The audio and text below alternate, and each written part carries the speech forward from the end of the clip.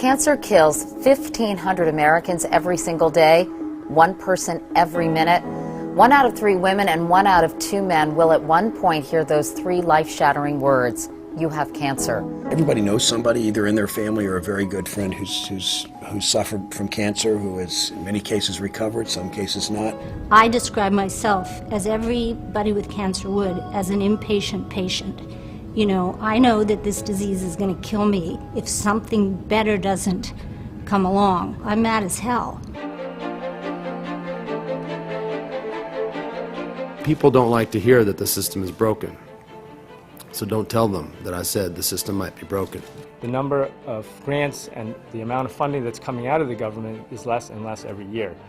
Moreover, the government tends to fund more conservative proposals that may not lead to the next breakthrough. There's a reticence to give money to something that isn't already known.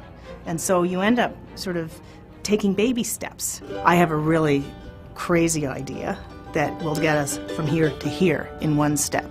I could be wrong, but it's so important to try. We didn't want to basically add money to what was already being spent in various programs. We wanted something innovative, something new that could be taken and proven to be effective in treatment of patients. We're trying to do no less than change the culture of how scientific research, particularly in cancer, is done. The most talented investigators at many leading institutions will collaborate rather than compete, which is often the case. Innovative ideas will receive rapid funding without bureaucratic delays, and the goal of getting new therapies to patients who need them as quickly as possible will drive this research. Stand Up to Cancer model allows us to collaborate across universities to pick up the expertise of where one university may be best at the basic science of a problem, and another university may have the clinical program that matches that. It allows us to work effectively together across what is normally a divide that's difficult to bridge in research. We put together a whole group of people who hadn't worked together before. In some cases, as we were going through the process of selecting the teams, we made teams. We went to them and said, you know, you have this and you have that, get together and you have a super team. Finally now we're actually teamed up together to fight cancer.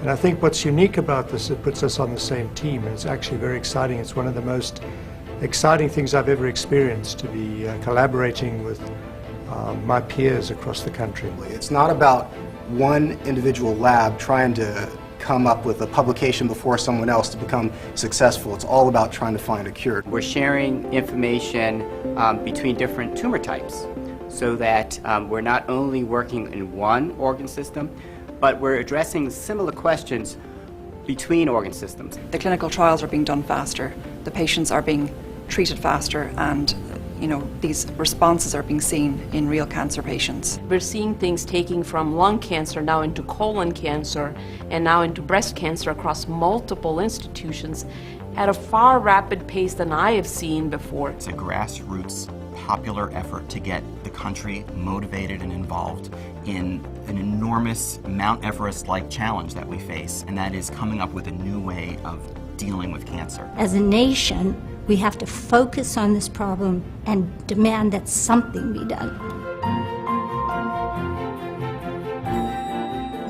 Standing up to cancer means being part of the solution, donating your time, donating your effort, or donating your resources.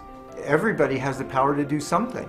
We as scientists know that it's no longer a matter of if we can cure cancer, it's a matter of when.